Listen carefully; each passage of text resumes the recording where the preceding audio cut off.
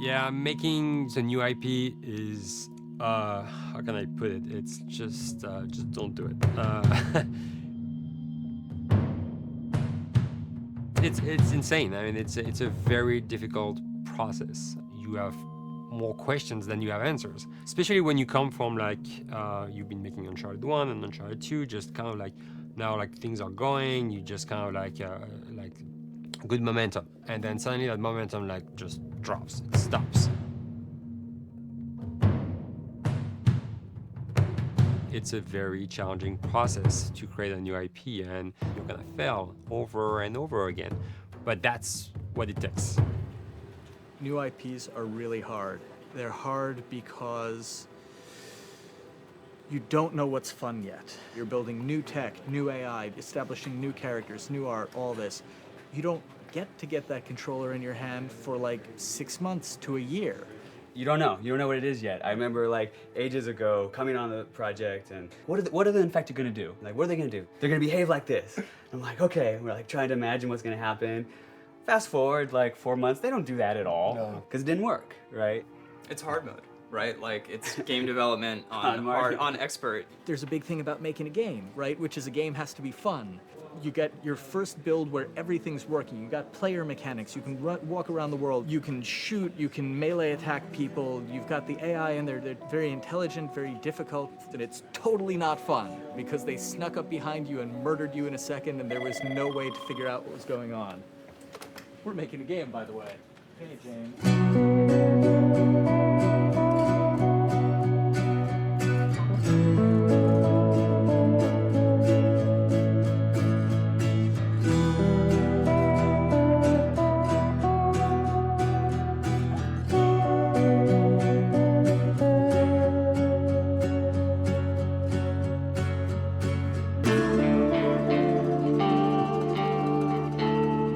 The company has grown quite a bit since I started. I think I was the 12th employee or something back when we got started, but we've tried to stay true to those smaller studio roots. I've been here for 16 years. There's just no reason to leave. I just like the environment here. It's very non-corporate. I think the way we work on Dialogue is kind of special because we don't really like hierarchy or bureaucracy, and no one is really just a manager here. Naughty Dog has a very flat structure. We pretty much all report to the co-presidents and the game directors. I always tell people when we hire them, just like, my job is going to be able to trust you. And that's what I want. I want just to give you something and you go with it, and I know it's gonna get done. We believe in iteration, we believe in collaboration, and we believe in the people making the game working directly with each other.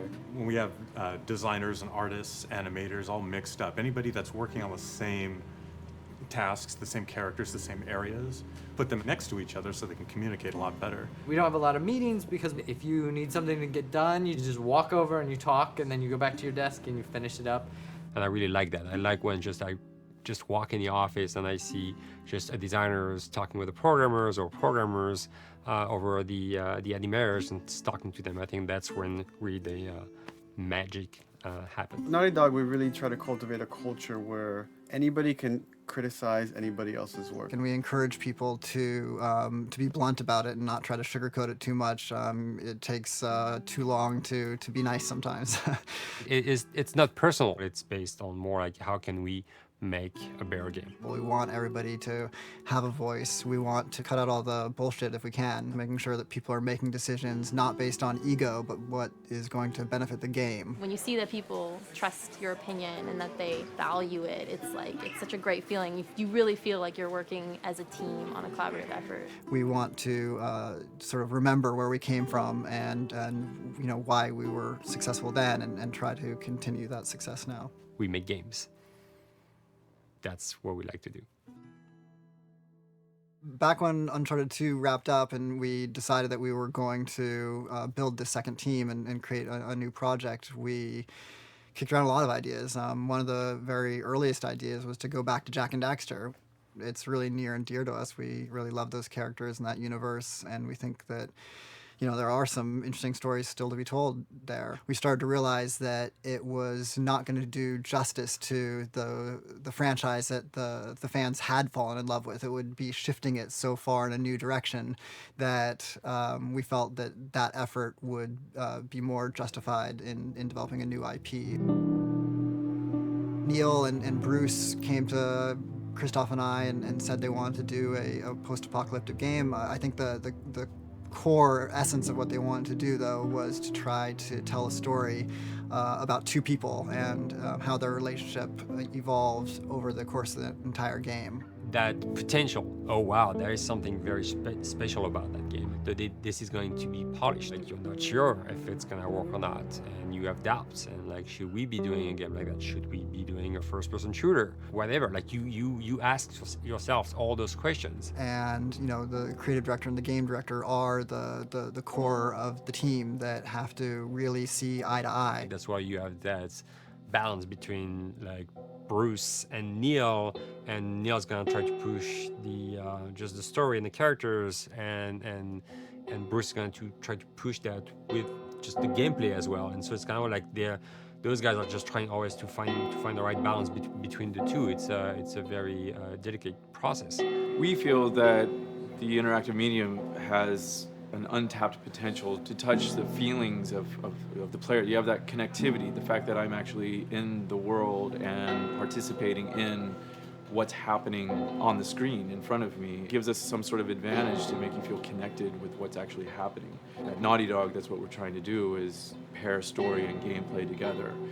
If we can make you feel like you're actually with these characters on that journey, and you're invested in those stories and those characters, then you're feeling, in theory, the same thing that they're feeling. As the story evolved and took different shapes and different forms, the thing that was always there was Joel and Ellie. And because of that, everything kind of grew out of that relationship.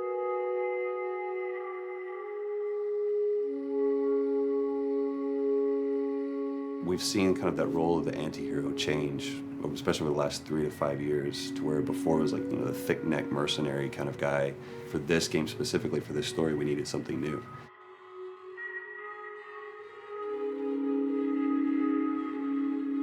The reason we didn't want to make Ellie Joel's daughter from the get-go is because it wouldn't have anywhere to go. Of course, at that point, he'd be willing to do anything for his daughter because that is what a dad would do for his daughter. If they didn't even know each other at the beginning of the story, then we start from scratch. It's almost like the player has the same relationship to Ellie as Joel does. And we could take our time to build that relationship between these characters. And if we do it right, then the player will be feeling that same growth that Joel does. And we're kind of mirroring that emotional relationship between the two.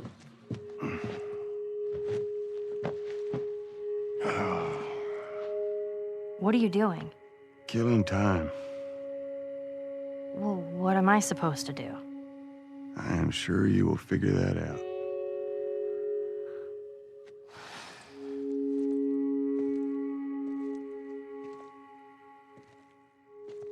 Your watch is broken. It's exciting that Neil wrote something like this, where he's like, I don't want to make the stereotypical characters. I want to make real people in this crazy situation and these forced to make decisions that are really tough. Like, what would we be like in those situations? I mean, we weren't consciously trying to pick male or female for characters. You just try to pick characters and just be honest with who they are. It almost doesn't matter, right? Joel's daughter could have been Joel's son. Ellie could have been a boy, and Joel might have been Tess. You could have swapped those roles, and I think the story would have still worked. The focus on female strength, it's so unique. You get to see what's so powerful about a woman through all of these female characters, which makes this game wonderful and unique. There's a crew of Fireflies that'll meet you at the Capitol building. That's not exactly close. You're capable. You hand her off, come back, the weapons are yours. Double what Robert sold me. Speaking of which, where are they?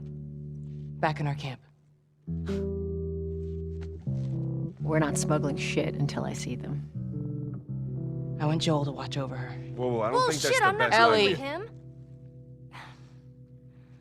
How do you know them? I do think having a strong female character, especially like Ellie, is so rare in video games. And as a gamer, and more specifically a female gamer, it's frustrating to me because I'll see sort of the stereotypical female character where she's amazingly beautiful and huge boobs, and she's there to be either the love interest or just because they're like, well, we need to throw a chick in here. We've seen the strong woman or we've seen the weak woman. We haven't necessarily seen the empowered woman from this kind of standpoint. And there's that beautiful scene where Joel finds her inside the house and she's reading through this girl's journal going, is this really what they used to worry about? What shirt do I wear and what boy am I gonna go out with? You know, and to be met with those first world problems that we deal with every day and go, how trivial is all of this? I think it's gonna resonate a lot, not just with, you know, a female audience, but with a male audience as well. The thing that was intriguing to me after the fact is knowing that we're kind of creating a female action hero in a way, and this is her origin story with Ellie. To sort of be such a strong female character that is completely normal looking, regular t-shirt and jeans, and she's 14 and she is still a total badass, is really exciting to be a part of that.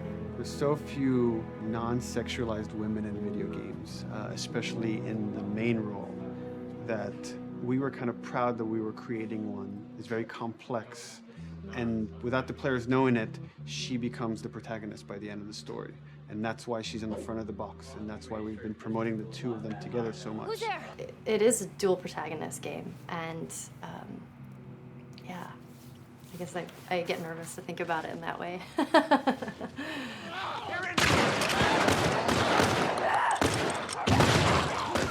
We couldn't talk about it. In fact, in interviews we've been lying about it, saying you never play as Ellie because it was so important for that to be a surprise. Sorry, journalists. Here we go.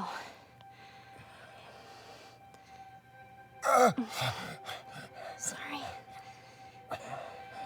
Hold on. That's it. The tone of the game was set pretty early on that we knew that we wanted to make a really grounded story. We knew that we wanted to make the player feel the sense of tension and dread and go through the same emotional roller coaster that Joel and Ellie were going through. One of the things we kind of struggled with is to say, well, if we want to really ground this world and make it so like realistic, maybe we shouldn't have anything that could be perceived as a monster. Maybe like by just having an infection that just killed people, and it's all about humans and how they deal with this post-apocalyptic society and how different people decide to survive. Maybe that would be enough. And what we realize is because we're making an action game, a lot of the storytelling happens on the joystick. And once we remove the infected, it's like all of a sudden now we can't tell the story through gameplay of what happened to the world. And that's where we kind of went back and kind of brought the infected back in, because it lets you see, once you're fighting them, the threat that people had to deal with, that otherwise would just be very cerebral and people could talk about it, but you couldn't necessarily experience it yourself. In a novel, that might work. In a game for us, specifically an action game, it didn't work. And from there, when we start kicking around those ideas, and we're just like, what would be cool just to play? The early inception for it really came from a BBC video we saw called Planet Earth, where they were talking about a cordyceps fungus. This cordyceps fungus gets inside of the brain and controls these ants, and mandibles start chomping, they grow up to higher areas, cordyceps fungus sprouts out, and then it germinates. And essentially uses them to spread its infection and take over whole colonies, sometimes wiping them out. As soon as we saw it, we were intrigued by the idea of, what if it jumped to humans?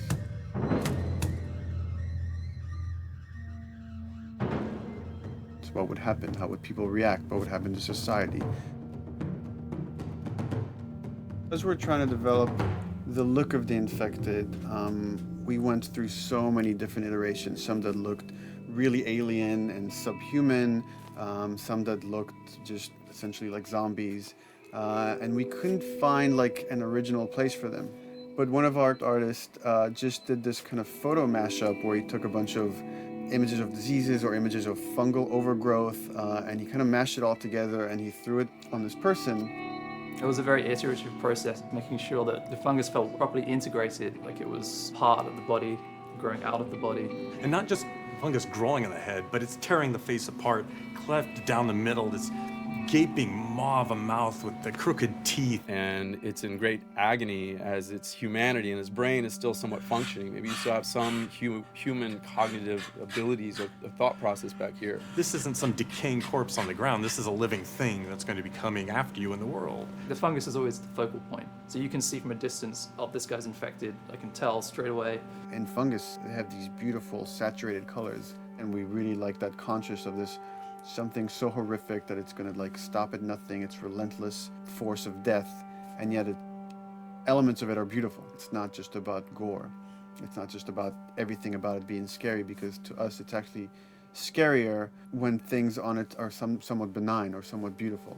It was evident that we were onto something that was quite a bit different and something that we hadn't really seen before, which was eerily human but very disturbing. And it seemed so creepy and so unique that right away we gravitated towards it, and it's like, this is our base infected. Everything should kind of come out of this look.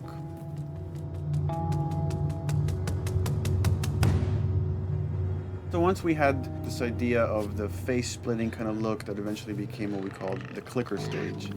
We went to great lengths to create a full biological cycle for these things. So in the early stages, you don't actually see too many signs of the fungus surfacing out of the skin. It's kind of underneath it, like people have lumps starting to show. The eyes will be kind of cloudy or lopsided because the fungus kind of originates inside the head.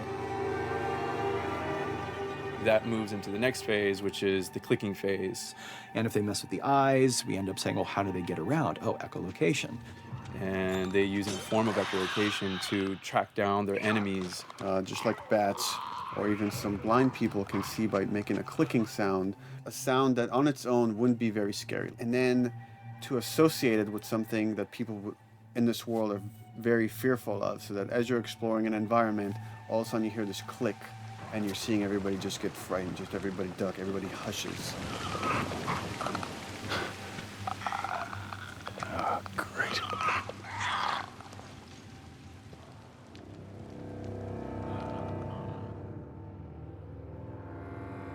The bloater is the most severe of the stages. So large pieces of the body has been replaced by these kind of fungal plates. The fungus completely takes over the body and blooms. They're kind of covered in things that have been growing on them. Things like moss and like little life on life kind of. What the fuck is that? Goddamn bloater! When the infected feels like it's going to die, it finds like a dark corner and it becomes part of the environment. The human elements aren't there anymore. And then the body is gone. They lay down and sprout and then spew spores. And if people can breathe those spores, they become infected as well. It all had to kind of make sense of how each stage flowed from one to the other. And that's hopefully how we've created a world that you can kind of look through it and understand the science behind it and say, I could buy this, I could get into this.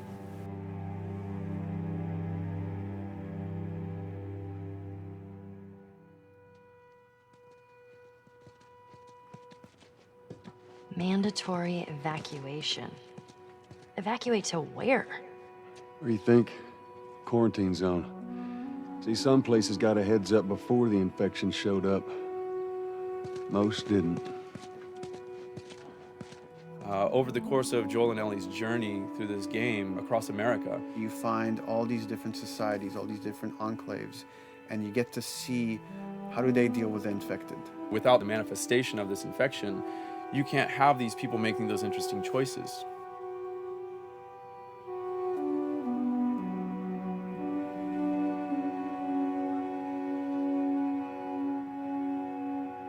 The world we decided was actually its own character, really grounded with a lot of texture. What happens, after 20 years of the fall of man, when no one's taking care of anything. This book called The World Without Us describes in detail how much fighting on a day-to-day basis we have to do to keep nature back.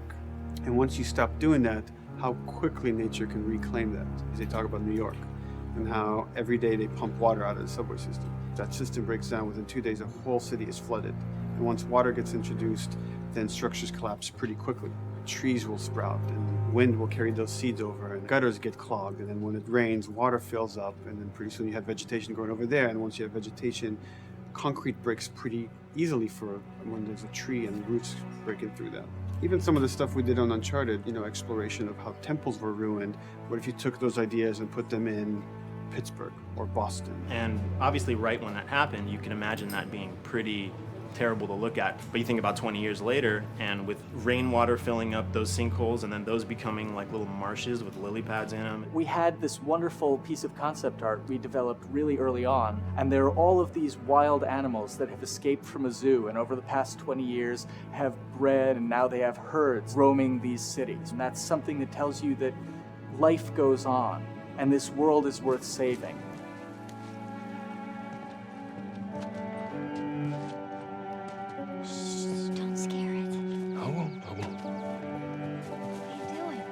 There's something really pretty about nature reclaiming its domain once we are gone. So fucking cool. We have another level of OCD of the logic goes into some of these environments. Water damage seeps in, and then that creates some little moss growing on the floor, or a tree radiates energy from its base, and that over time starts to melt the snow around it. And that's the reason why you'd see those little rings of leaves showing through in the snow. That gives it that extra, you know, believability. This is pitch art. I'll try to start with an idea that conveys sort of the feel of the environment. Something like this, very brushstrokey, very painterly. You can see not a lot of detail, just energy and conveying a mood. This is sort of just a conversation starter, and then this would be more of an actual space. So you start talking about, is this too tight of a space right here? Would the player even fit through there? Do we even want to include water? Those are conversations you start having a little bit later. And then it usually needs several more passes back and forth in order to be tightened up to be the experience that you would see in the final product. So, dude, I was actually trying to figure out right here, there should probably be some dead foliage.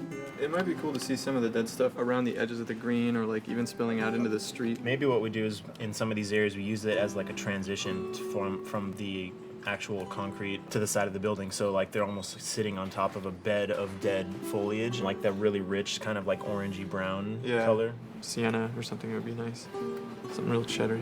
That's how you know you're done. The end product often ends up being stronger because that bouncing back off somebody else gives you a result that maybe you wouldn't have even thought of in the first place. All right, here's the bridge. That's our way out of here.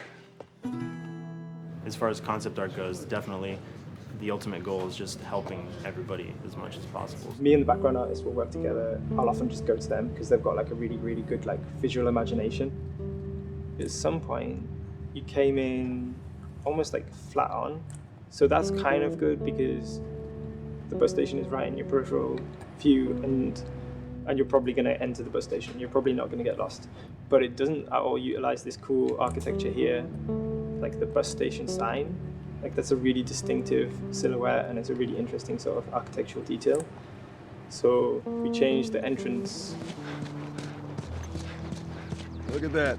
Another city, another abandoned quarantine zone. I think it's a better composition anyway. It's not so like symmetrical. And I think that was done so that this sign read better. If you didn't see the word bus on it, you might not know it's a bus station. So I think that helps. Everything we're doing in the environments is relating back to what you should be feeling in the story or what's happening to these characters. So is that everything you hoped for? Jury's still out. But man, can't deny that view. Come on, this way. When we first came up with Ellie and Joel, we had this idea in our heads of who they would be, but we didn't necessarily know the voice. It took us a while to find our Joel, but for Ellie, I think Ashley was the second or third candidate to walk in, and right away we knew. Yeah, you know Why what? are you so scared all of a sudden?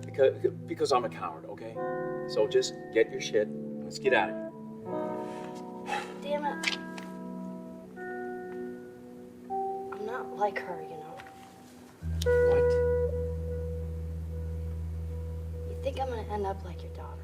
The way she delivered the lines, the way she just embodied that character is like, that's Ellie, there's no question about it. And I saw the character artwork and I related to her a lot. I mean, she's kind of a tomboy and she's kind of tough, and I mean, obviously I'm not 14, and I think that's the main difference between the two of us.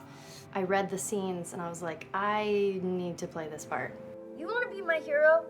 Forget the whole bit about saving my life. Buy me a stack of these bad boys instead. Where'd you get that?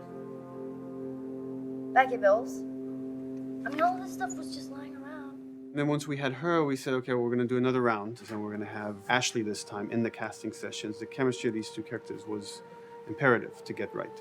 Troy was a really interesting casting for Joel because when you see Troy, he doesn't look like Joel at all. You know, he's so handsome and he had like, you know, the frosty hair and totally looked like Final Fantasy. And so I'm like, yeah, I don't know. He's like this tall, pretty. It didn't seem right. I walked into the room fully aware that I was the youngest person that they were seeing for this role. There was a line that was in the audition side that says that Joel has few moral lines left to cross. And so that became the anchor point to the character. But then as soon as he spoke and he had the grit in his voice, warm, yet kind of dangerous. And his movement is just like you bought into it. Why are you so scared all of a sudden? Because I'm a big coward, okay? Now pack up your shit and let's go. God damn it. I'm not her, you know. What? You think I'm gonna end up like your daughter? Ellie, you are treading on some very thin ice right now. It was Ellie and Joel. after he read, it was just like that was it. I've done some video games in the past, but to be handed the mantle of a franchise like this was a pretty big honor. Is she alive? She's alive. She's David's newest pet. Ah! Where? In the town. She's in the town. You mark it on the map. It better be the same exact spot your buddy points to. Neil pulled me aside one day, and he said, I have some ideas. And as you're well aware, Neil is a little twisted. He came up with this character, and, you know, I just jumped at it. It was such a departure from everything I've done here for Naughty Dog, to say the least. Name's David. This here's my friend James. We're from a larger group.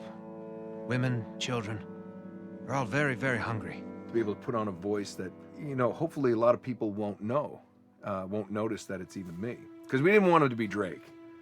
Drake eating people, that's a whole nother game. How did you put it? Tiny pieces. See you tomorrow, Ellie.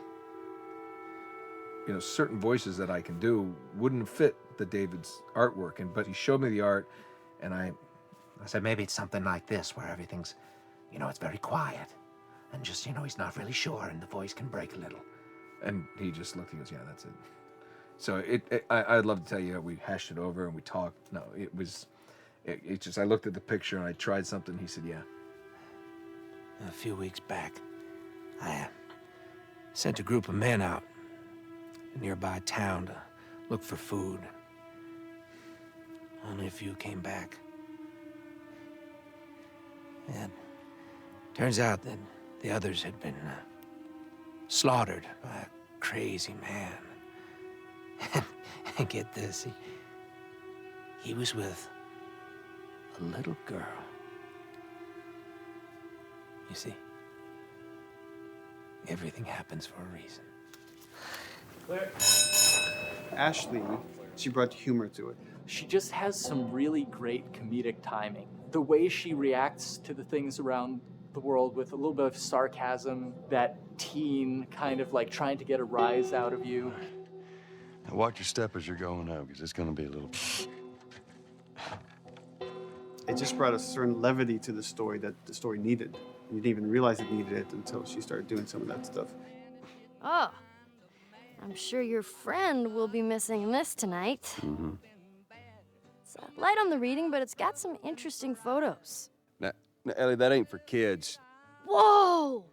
How the hell would he even walk around with that thing? Get rid of that. Hold your horses. I want to see what all the fuss is about. Oh, why are these all stuck together? I'm just fucking with you. Bye-bye, dude. Throughout the course of shooting over these past couple of years, Ellie and I have kind of morphed into each other, which I know sounds so cheesy. Neil always asks, he's like, well, what would you do in this situation? I think the most important thing that Ashley brought is a sense of capability to Ellie's character that wasn't there in the beginning. The very first thing we shot involved her being pulled out of a car and attacked, and Joel is supposed to go save her. It was written that Ellie sort of was just kind of watching on the side, just waiting till he was done, and I was a little frustrated because I was like, well, if this were real life, I would do something. We did a couple takes, and at some point she walked up to me and she said, I feel like I'd hit him. So we added in a part, like, you know, right there off the bat, she's not just this damsel in distress. Right there, she wanted to fight back from her very first day of shooting. We didn't have it right initially. She needs to be more capable than initially we thought she would be, and actually that made us go back and rethink combat and rethink a lot of the areas in the game, and now she was going to take a much more active part.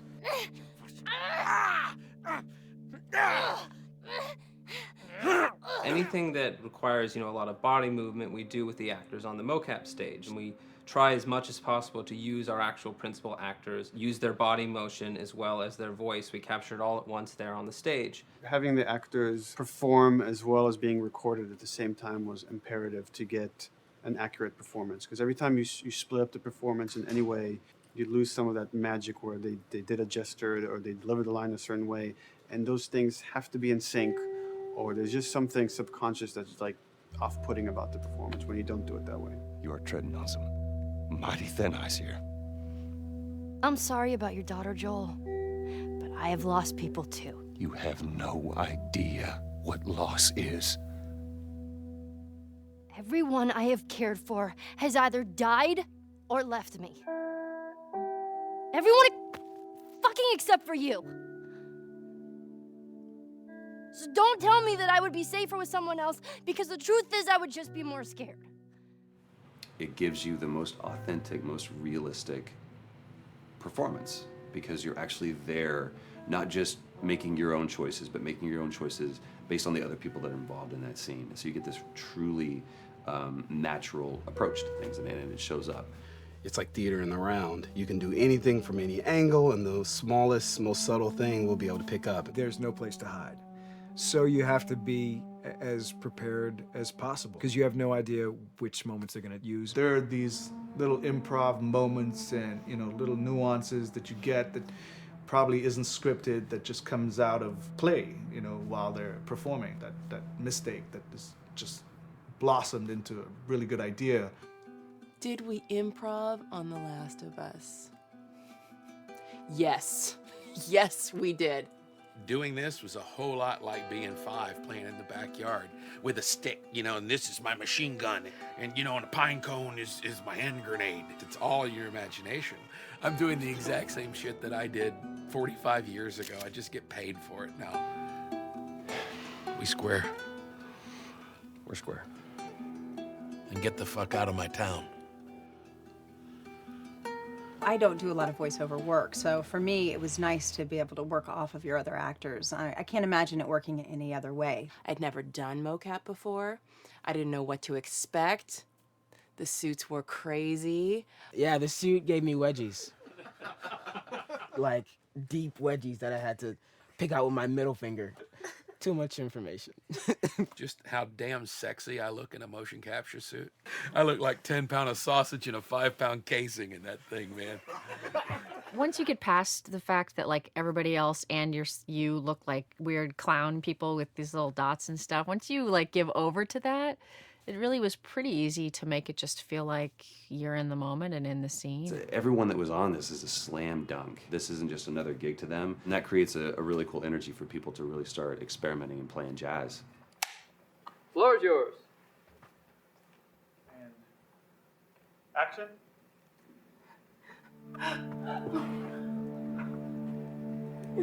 Get the fuck off! Hey! Oh, let her go!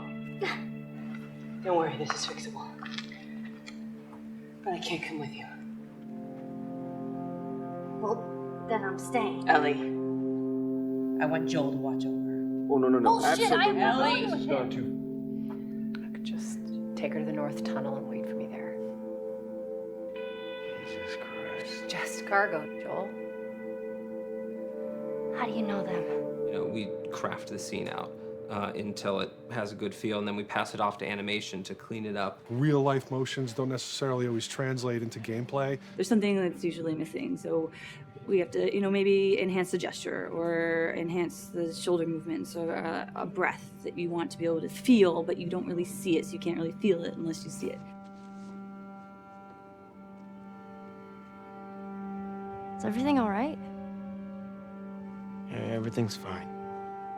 I could have him lean in here a little bit more, like this, take his hand down. When they're on stage, they don't necessarily have windows, so that weight of like really pushing and leaning in, that's something that we would have to accentuate.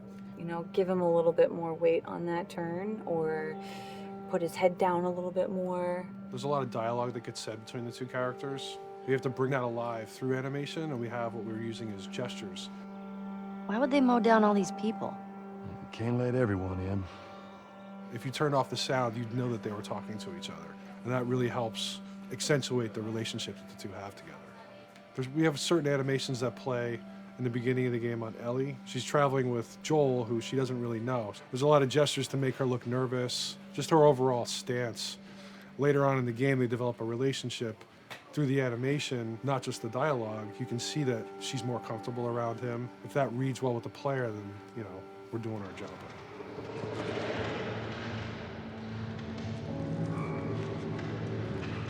We want her to look scared. When she gets a gun, we want her to look scared of the gun. So if she's gonna aim, she wouldn't be like super trained aim. She would be more like some scared. But at the same time, it needs to look cool and feel cool to the player that plays. It's really just these little tiny details that we're doing, and it's coming across. It's working out well.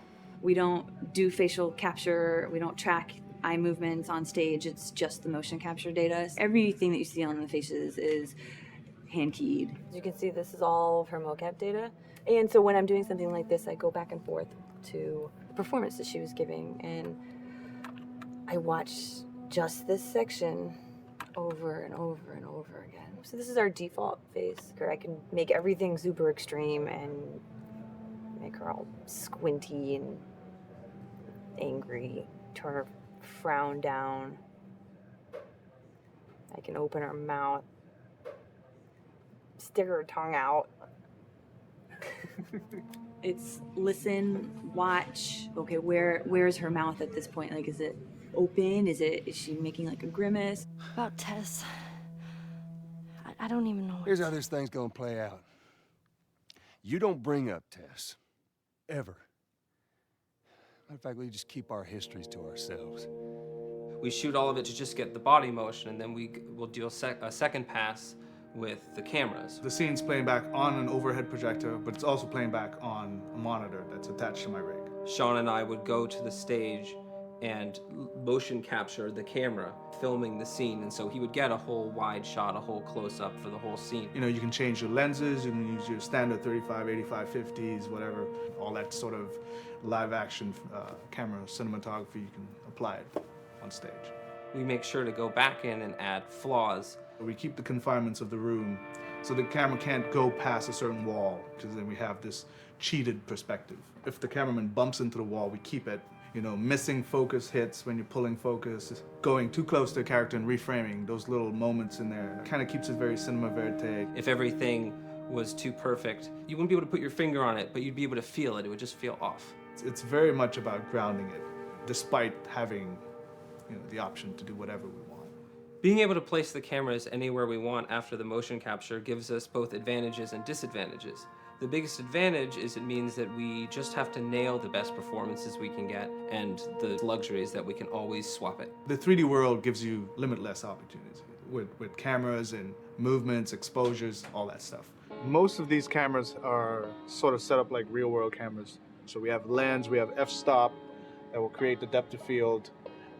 We have aperture to set our film back and all that stuff. A master, and then I have my close-ups, my over the shoulders, sort of just like a live action production. Let's go to camera 30 at the 23.458. Then I get that kind of weird, bend across his back. The closer I bring the camera, the more bend I get, which is, doesn't look right. It looks less cinematic than if I do that, which flattens the whole thing.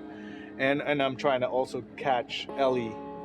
Like if you scrub a little more, catch her in the back here. So I want a longer lens of that kind of stuff. Since I've only had experience working with live action before I got into video games, it was a kind of a cool adjustment to be able to have this extra flexibility in post, to swap a line of dialogue for something different, even though that's not what the actors said at that time, and to be able to still have a close-up on them while they said it. You get to make it probably more perfect than you could ever make it in live action. How far are we gonna take As far as it needs to go. Where was this lab of theirs? Because our actors are both the voice and their body, they get to play, they get to try things, they get to work with our director to kind of come up with new ideas, or even our director will have a new idea on the spot that wasn't there in the script, but realizing when he sees it, oh, well, this would actually be better, this might feel better. And those changes all just happen organically there on the set. He could even lead straight into his thing. It's like, no shit, yep, Tyler wanted to do that, so we rented 2 Harleys and drove cross country. Keep it pretty succinct. Like we got the bikes, rode them cross country. Cool.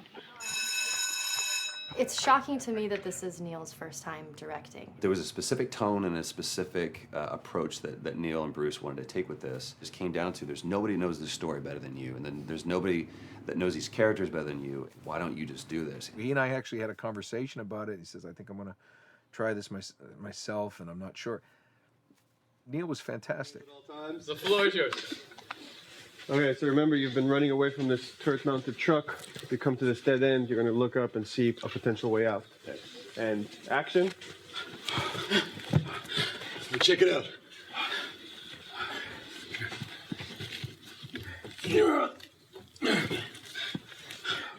I mean, his writing is honest, and it's dangerous, and it's natural. And I love his economy of words. He doesn't hit everything on the nose, so it leaves it open for you to interpret and bring some nuances and things like that. The entire process is collaborative, but really it's led by Neil's willingness to change and flow and decide something doesn't work, fix it right there in the moment.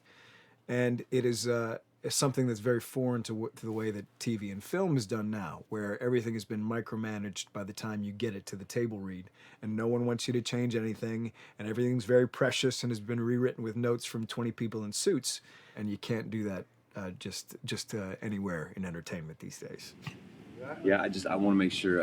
I think I swung too far over to this way, and now it's a little bit of making jokes about it, and I need to bring it back to center a little bit. There's one scene in the game where we see Joel not as a ruthless survivor, but as a father. I knew from the very beginning that he was going to lose his daughter, and I just told Neil, I was like, when that day comes for us to shoot that, I need a heads up. About a week before, he said, it's time, we're going to do that scene. I was like, okay, because I knew that I was going to have to go to this place that you don't really want to go to as an actor. You want to find some aspect of reality that you can empathetically draw from, Troy and I were both kind of just like walking around for a while and just kind of getting into the zone, and well, my grandpa died when I was 8. He was like my dad, and so that's always what I use to get into that place. I started recalling all those memories and starting pulling up all those feelings, and they're just right underneath the surface. When I walked back in, everyone realized that something was different. They kind of calmed down, You could feel the energy just like drop a little bit more. It was brutal. I lose my shit. I mean, just completely break down. Don't do this, please, God, no. Oh, God, no!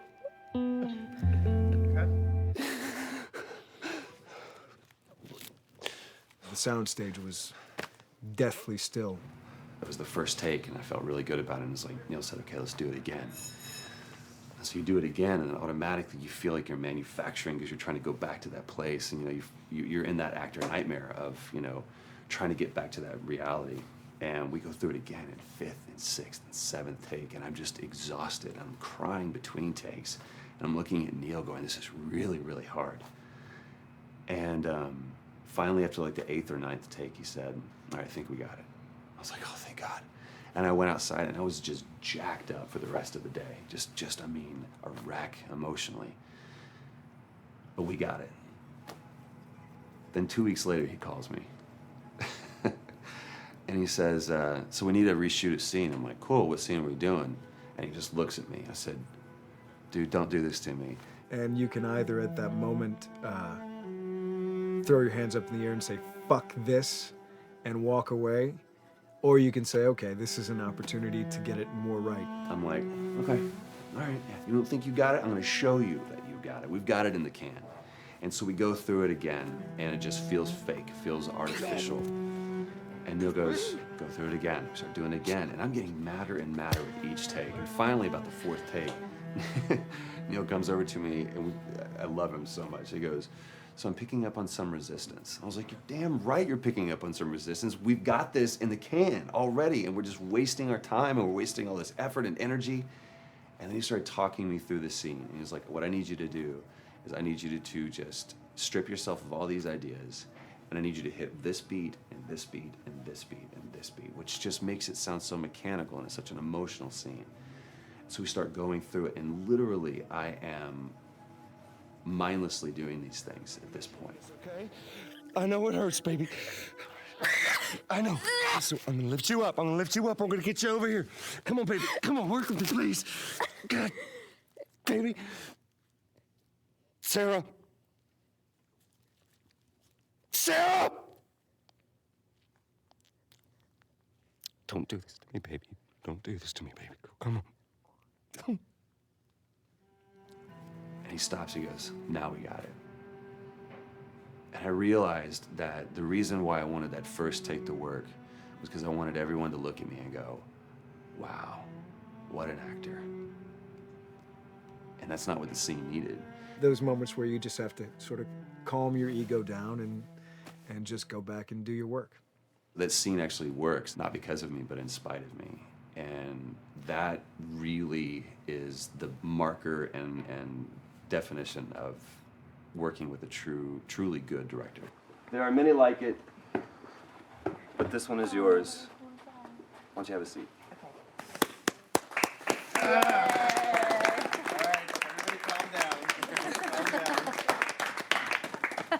Thanks, guys. It's the director's chair. Working on the project, we knew we wanted to have a pretty minimalist soundtrack. And we had a folder where we just throw music in there. Looked at the folder one day and we saw, we have a lot of stuff here from Gustavo Santaolalla. We're looking for a composer. What if we reached out to him? Oh, no. Sarah. Move your hands, baby. I know, baby, I know.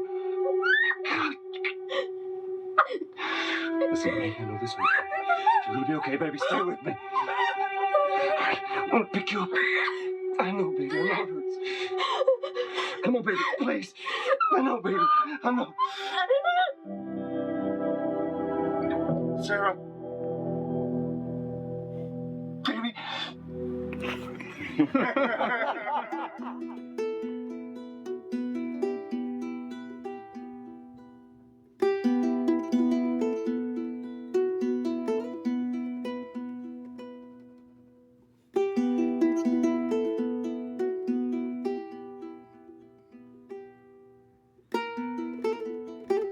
My life has been and still is kind of like a road movie. I grew up in Argentina. I came to the United States in 1978 because we had a horrible political situation in Argentina. We had a military dictatorship where 30,000 people disappeared at the hands of the government and many other more were tortured, and I was blacklisted. It was just impossible for me to keep on living there. I've been jailed many times since I was probably 15 years old just because I had long hair and I play an electric guitar. So I had to embark on this trip. I can relate to that kind of need of movement and going to the next place and the next place and the next step.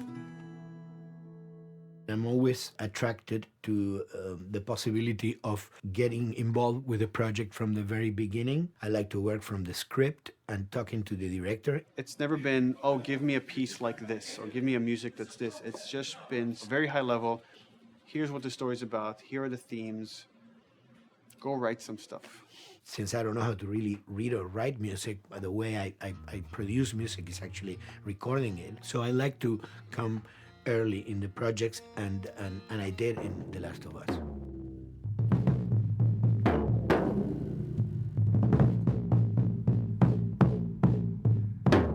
One thing that was fantastic from the very, very beginning was the freedom I had to try and to do whatever I felt could work, you know?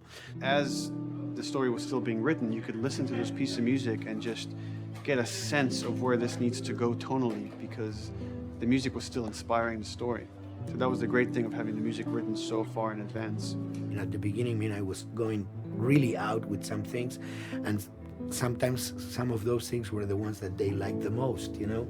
So I really felt very motivated to work, and I enjoyed immensely working. It was this very organic back and forth experience where one element was inspiring the other and vice versa. I needed to go into some more dark places, more textural and not necessarily melodic.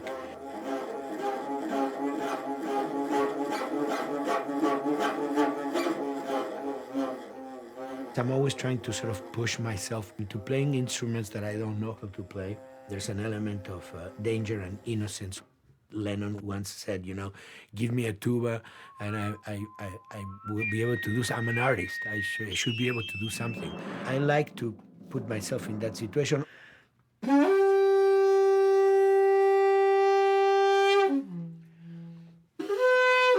So these are just PVC pipes, the one you use, you know, in construction.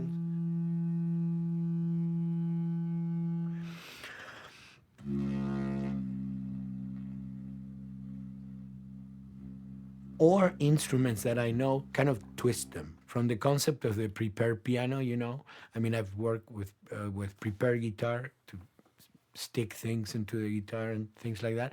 And also in The Last of Us in particular, I work with a detuned guitar. So I really tune the guitar extremely low. And the result is, you know, strings that are very loose and will produce not only sound, but produce noise. Because I believe, you know, every environment has its own sound. We have in our, you know, small studio, we have actually the possibility to record almost anywhere, including the bathroom, and we have done some fabulous recording, especially in the kitchen. When you score to picture, which is something that I don't do, then you know what you're gonna expect. But when you provide people with music, like I've done in all the films that I've done, and then you see it, how the director decided to use that, you know, in what particular way he uses it or where they edit it. It's always fascinating to me. I watch a scene and I'm going, you know, it's fantastic how they use this piece. I would have never, of all the music that I've done, probably I would have never used this piece there, but it works, you know, great. So I like that feeling of a collaboration.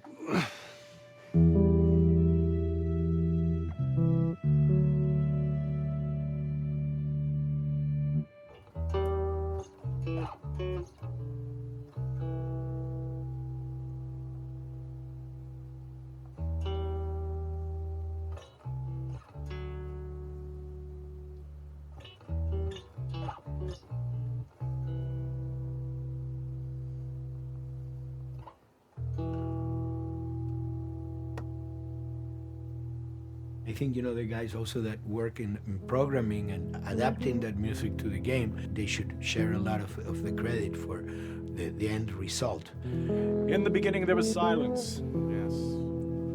Then they hired sound designers. Then they regretted that decision.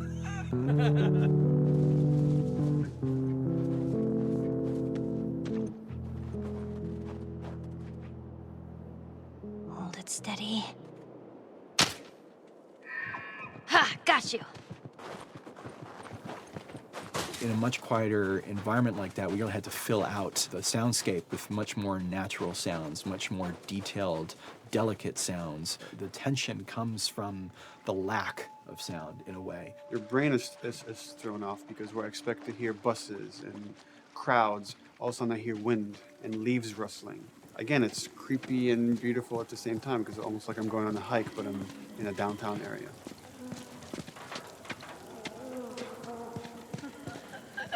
Get up over this truck.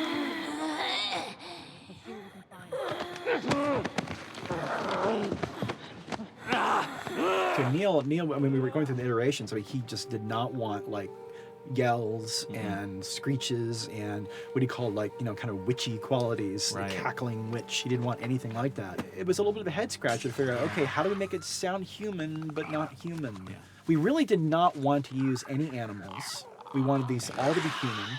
Derek and I basically decided to hire a couple of voice actors who did some interesting work vocally to see if they could come up with something. And we worked with this girl, Misty Lee. She started giving us these really great screeches.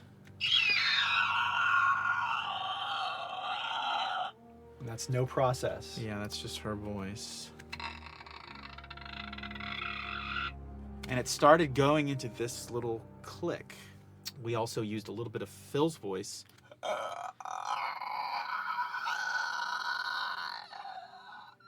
We'd combine that also with an occasional, Derek. That's just me, moving my tongue. And what that kind of did was it sort of grounded it all, like maybe in the mouth area, the wetness, all that kind of stuff. And it adds a nice texture, actually. This is a composite of all the bits I just told you about.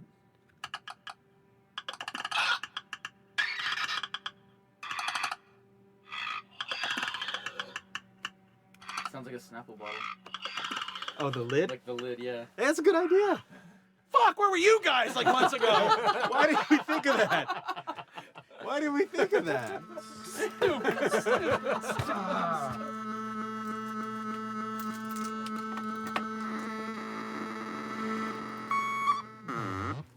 Viewers at home, you're probably wondering what this is.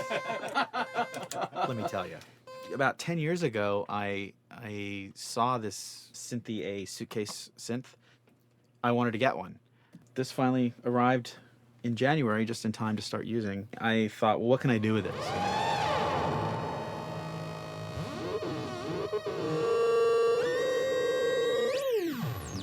In Lakeside, there's a whiteout that happens, and this thing has a noise generator, which gives really convincing wind sound.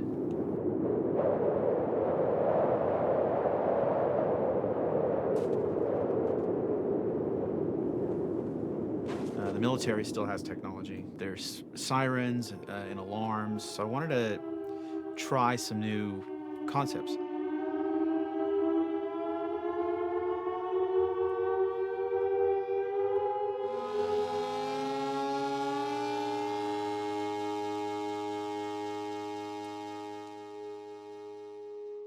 Man, What? nothing. It's just... I've never seen anything like this, that's all. You mean the woods? Yeah. Never walked through the woods. It's kind of cool.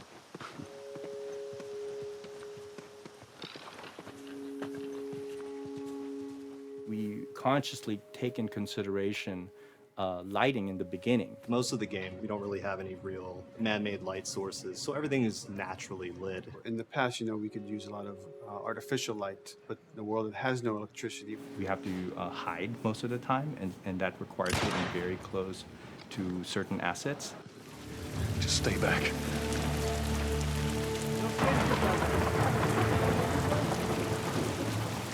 Otherwise, can't.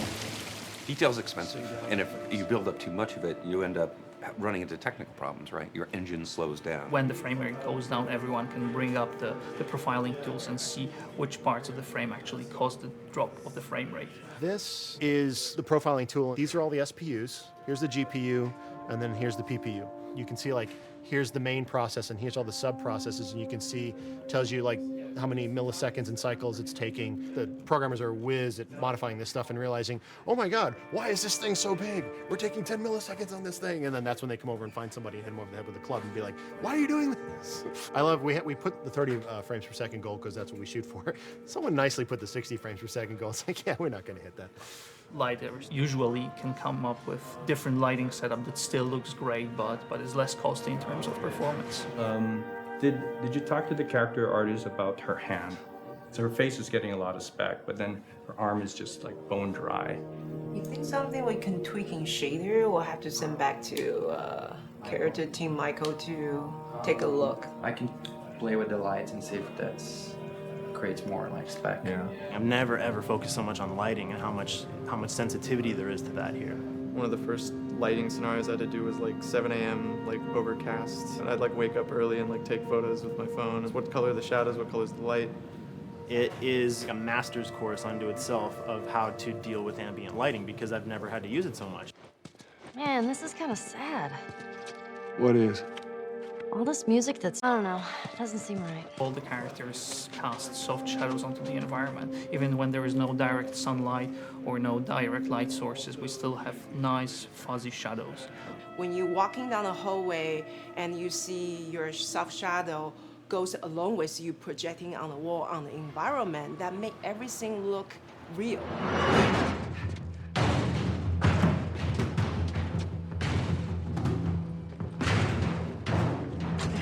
Follow me through here.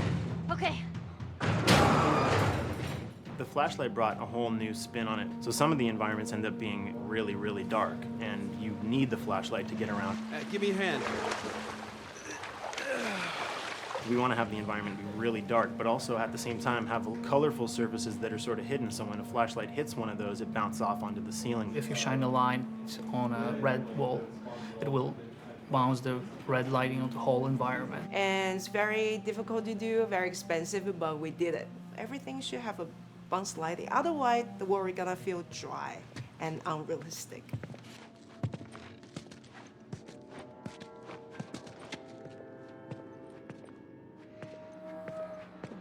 I guess this is where the assholes sleep. I mean, slept. This engine is really driven in a way towards a very high level of cinematic control over each frame. And hopefully, if we achieve our goal, you'll see it is beautiful. There are these truly beautiful moments amid all this chaos and destruction. Yeah, once we're done with this whole thing, I'm gonna teach you how to play guitar. What do you say, huh? Ellie, come on.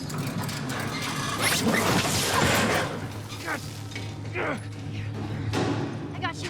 Damn it, Bill. What just happened? One of Bill's stupid traps. There, that fridge, it looks like that's a counterweight. Okay. The story really dictates sort of the arc of the overall pacing.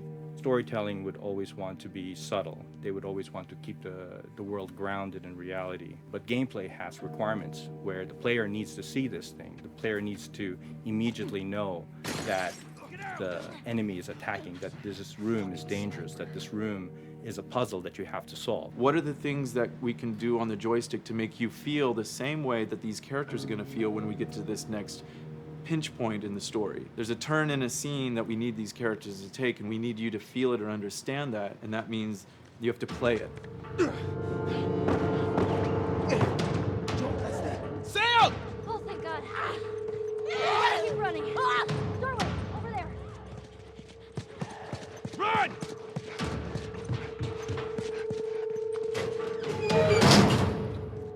We really want to make sure that there's that contrast between the negative space and then the high tension spikes.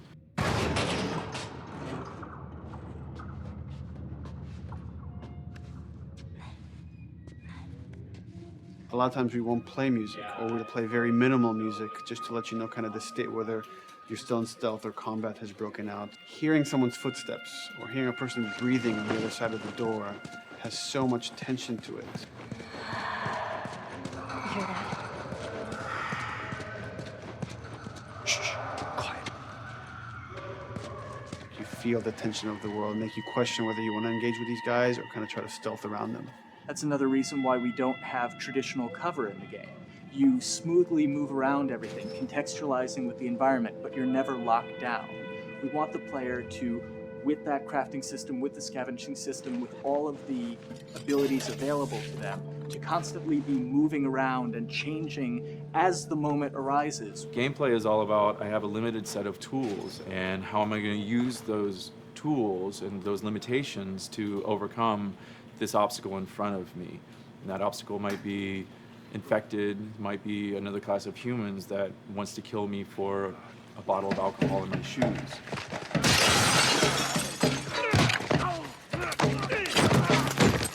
was important for us that we don't underplay the violence, because then the threat doesn't seem as real.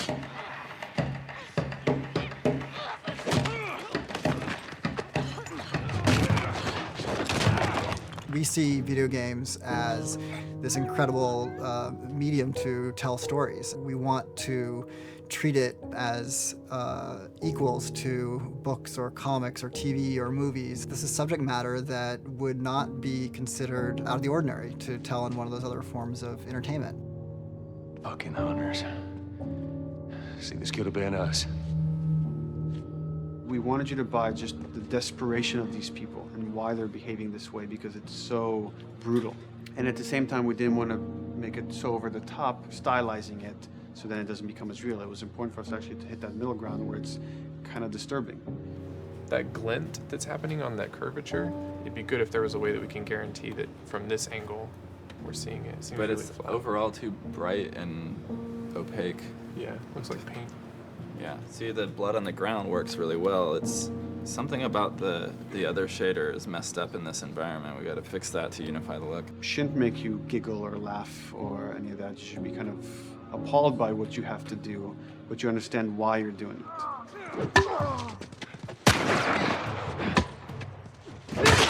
You want to feel each hit. You want to feel each concussive strike. Lives are at stake. You want a death animation to have impactful performance, not just have a guy keel over in a ragdoll. In real life, a guy hitting a guy takes a half a second, but in the game world, you want that to be as instantaneous as possible. I live my whole life in this very ugly test level. I basically just fight dudes in here all the time. Almost every move is divided between like an intro and a swing. And one of the many things I have to end up doing is like counting frames and being like, okay, on frame 18, I want you to get out of here. I want you to be able to start moving. Every hit reaction that an NPC plays, they are not necessarily in the correct pose. When you strike them the next time, we just pop them with a 0 frame animation change, which is usually kind of a no-no, you know what I mean? Normally you want characters to blend smoothly and realistically into animations. But what we found is that you can cover that pop up with a heavy impact. They can go from almost any pose into the pose that the impact starts from, and your eye just covers up the transition for you. So if you throw a brick at a guy, it puts him in this like kind of staggering stun state. And that changes the moves that you do when you come up and punch him. So now I'm gonna come up and punch him, and now when you're punching him, because you've hit him down, you get this like auto aim moment where you get like a free headshot. I try to make it so that, you know, if you kind of know what you're doing, that you can set yourself up for 1 + 2 = 3. Right here! Memory on a console is a very precious resource. All of Joel's animations with every weapon, all the NPC animations, the stealth kills, you know, all of that stuff happening need to fit within a 4 meg to 5 meg memory footprint. This is a list of everything that's loaded in game and how much memory it's taking, because memory is our most precious resource right now. So we have a level, we call it the bookstore, it's in Hunter City, and this is a zone, for example. So when I set an AI to this zone, he will never leave its boundaries. I want guys to guard this exit where you have to go through, so I'll zone a couple guys around there to make sure that they, you know, they can fight you and use all this cover, but they want to stay around this door. This is another key component of the AI, is what we call the nav mesh. This defines the overall play space of where an AI knows he can or cannot go. Hey, look, that's where a cover used to be, and there's a hole cut out for it. I gotta fix that. Here's some other wonderful things. See these little red polygons? Yeah, that means they're not linking right for some reason, so that means they can't really walk through here properly. It's a bug, and I need to fix it. Welcome to my life.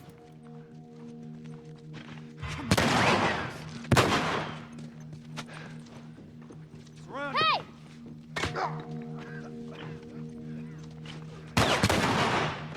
If you look at a lot of games, NPCs are usually only alive for, you know, a few seconds before the player ends up shooting them and then they're dead. We want our guys to be much more dangerous and much more threatening, which means they have to be alive for longer. They need to exist in the world for longer, which means you as the player can witness them acting out their behaviors for longer.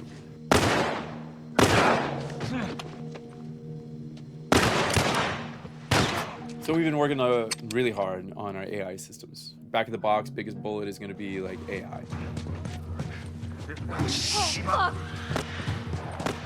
So we tried a number of different prototypes with the buddies, including having Ellie be super independent of you. She would try to flank the enemies, get behind them, or get between you and them. And a lot of times those decisions should surprise you, just like a real person, a real character would surprise you. And we discovered after many different prototypes, the best thing for her to do generally is to stay very near you.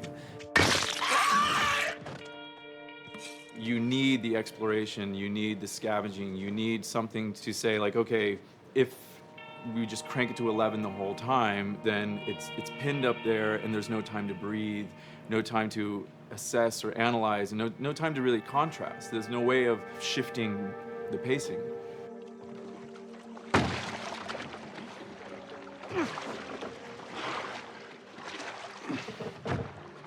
Puzzles are really weird, especially like Naughty Dog puzzles. I think they're very simple and satisfying. Most of this puzzle is strict exploration. You can see the ladder here, you can see the pallet there, you can see a clear route up to the ladder. So you're like, okay, maybe I have to get Ellie to the pallet, push the pallet over to this side, and like Ellie will climb up and lower the ladder. So that whole part is like, that's not a puzzle, that's not regarded as a puzzle, but when you feel like you've got to the solution and you're like, okay, I'm going to climb this ladder, and you climb it, and it breaks off, hopefully then the player will feel a little bit stumped and they'll be like, I'm not really sure what I am meant to do now. And so this is where the puzzle starts.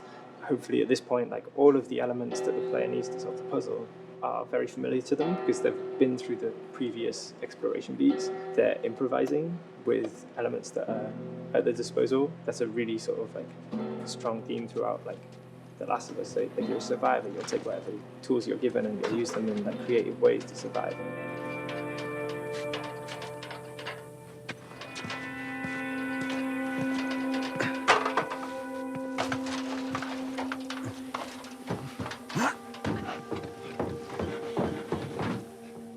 We set out to create something kind of new to Naughty Dog, this crafting system. Our lead designer, Jacob Minkoff, he got this book of like the survivalist handbook and homemade munitions and all sorts of funny stuff. Just start reading about, okay, if I was just wandering around in a collapsed society, this world, what stuff that seems like I could find? Alcohol and sugar, you know, if you want to make a smoke bomb. It's difficult to balance the right amount of resources against what you think the player's going to need and making sure that the player feels like they're getting just enough to survive, but not too much that they feel like they're a powerhouse. We wanted you to be forced to make some choices in the world that showed how depleted the resources were. So if there's a particular point in the story where the characters are having a particularly difficult time surviving, then we want you as the player to be finding fewer items, farther apart, harder to survive. We will item starve you at the same time that those characters are feeling starved and worn out. Then you expose something to them. Oh, here's a cache, and if I can just get into that cache. Oh, look, there's a wealth of things in here. God, I was so worried. My health was low. If I had run into a combat, because it's always that thing in your head, it's that Hitchcockian thing about the danger that you see is less meaningful than the danger that's in your head.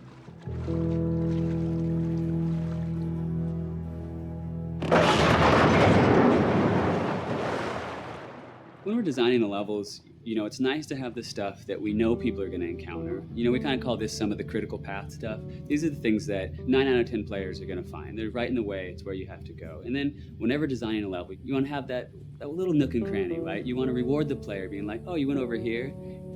And then you also want to have that other second nook and cranny. The player is supposed to go place a ladder here and climb up through the rest of the hotel. But what they can also do is shimmy across this area, and I place a really cool like upgrade kind of off the beaten path to reward players for exploring. So if they come all the way over here, they're gonna get this really cool training manual. It's a funny little bit of trivia. The HUD system, not the menus, not like when you hit start and stuff, but the actual HUD system where you see the reticles and stuff, was literally created for an E3 demo early in Uncharted 1, and that's been our HUD system, the foundation of our HUD system for the last 4 games. First time in Naughty Dog's history, we hired Alex. She's awesome, and she's got a really good understanding of UI and how it applies to games. The thing that I hate about any game's UI is when it pulls you out of the game for too long. No one wants to spend time in menus. Nobody loves UI, if we're being honest. Like, weapon slotting has probably gone through more iterations than any other system. The stuff that we finally ended up implementing, you press select, you get into this menu, then you D-pad left and right through the slots, and then D-pad up and down will change the weapon, and then just, you don't have to press X or anything, you just select out of it. When you're still, like Joel is here, that's fine, but then as soon as you get into an actual situation, so I'm gonna go over here and cause some trouble. Okay, so here they come, oh god. All right, so now I'm out of ammo. Now I need to like get back in that menu. I have to like run away from them, get into the menu, get out of it. And it ends up feeling like super clunky. Like again, okay, I'm out of ammo again. Get out of here. I need to take out one of my other long guns. And now Bill's in trouble. Bill's in trouble over here. And I've got to like I'm in a menu now and it's like, oh shit, whoever designed this UI is so bad. Like, what were they thinking? Bill's gonna die. In theory, it worked, but then in practice, it felt a little clunky. We wanted it to be the absolute minimum amount of button presses. You don't say to yourself, oh, I'm never gonna be able to do this in time, so I'm just going to give up. I'll die, I'll restart, let me try again. You wanna always make the player feel that there is a way to survive. They can just do this fast enough. And like what's gonna go in now, if you just left, right, D-pad through this stuff, you swap out your guns, like between long gun and short gun. If you're now on this gun and you were to hold X to pick your gun. So it all happens within the same system that you're using to slot the weapons. The first iteration that I did on that was awful. It just took way too long to get in. It was just a mess. QA was so upset at me like all the time. I'm sure they hate me now because of that system.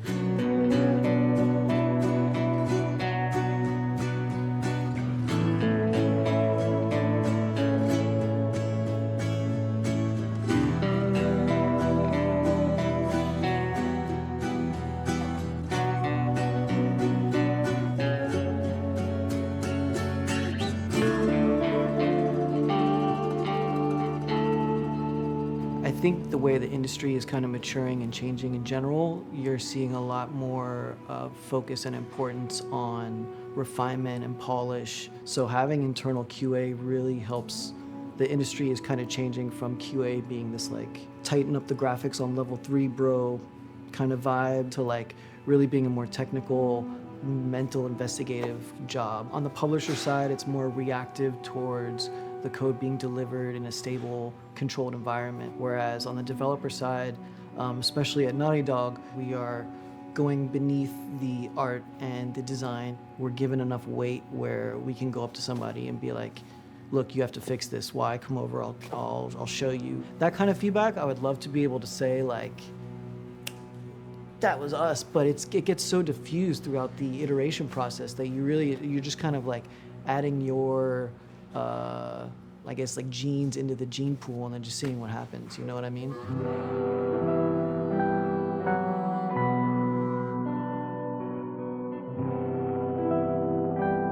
Everyone's working all the time now. But like I tell people, like 7 weeks and then you can have tons of time off, enjoy the sun, you know? But for now, it's like, this is it for everybody.